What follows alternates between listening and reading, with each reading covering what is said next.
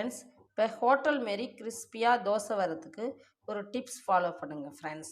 பாருங்களேன், ஃபஸ்ட்டு வந்து ஒரு படி அரிசி, காப்படி வெள்ளை உளுத்தம் பருப்பு, அரை டீஸ்பூன் வெந்தயம், 4 துவரம் பருப்பு, கொஞ்சோண்டு துவரம் பருப்பு போட்டு நல்லா அரைச்சி எடுத்துகிட்டு வந்துடணும்.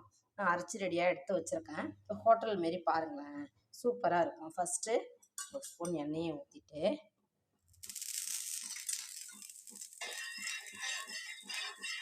நல்லா கடையணும். நல்லா சூப்பராக வரும் ஃப்ரெண்ட்ஸ். ஹோட்டல் சுவையில் நல்லா முருவலாக வரும். பொன்னூறுக்கி எடுத்த மாதிரி நல்லா வரும் தோசை.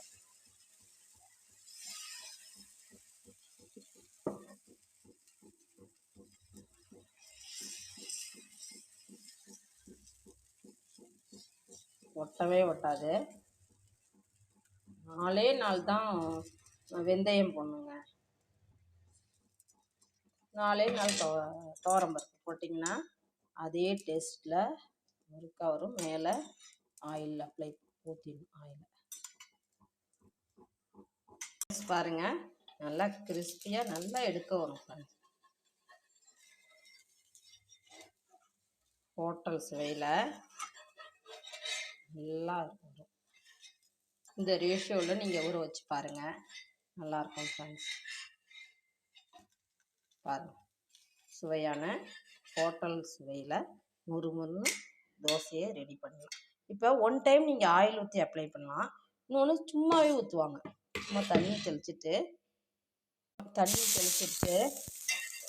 அடுத்ததும் நல்லா ஒன் டைம் ஆயில் அப்ளை பண்ணி ஊற்றணும்.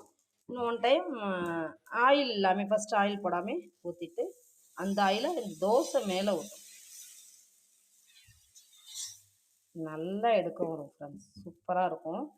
சட்னி சாம்பார் ஊற்றி தொட்டு சாப்பிட்டா குழந்தைங்கள்லாம் விரும்பி சாப்பிடுவாங்க.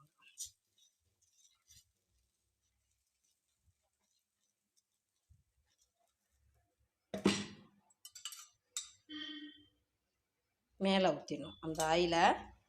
ஃபஸ்ட்டு தோசைக்கல்லில் அப்ளை பண்ணோம் இல்லையா, அது ஃபஸ்ட்டு ஒன் டைம் அப்ளை பண்ணி ஊற்றணும். இன்னொரு டைம் அப்ளை பண்ணாமல் ஊற்றணும். அவ்வளோதான். இது நல்லா வரும். சூப்பராக எடுக்கும். செகண்டு தோசை ரொம்ப சூப்பராக வரும். ஹோட்டல் ஆட்டமே பாருங்கள், சூப்பராக இருக்கா? கிறிஸ்பியான தோசை வெங்காய சட்னி தொட்டு சாப்பிட்லாம் ஃப்ரெண்ட்ஸ். சுவை சூப்பராக இருக்கும். Thank you friends. சப்ஸ்கிரைப் பண்ணுங்கள், லைக் பண்ணுங்கள்.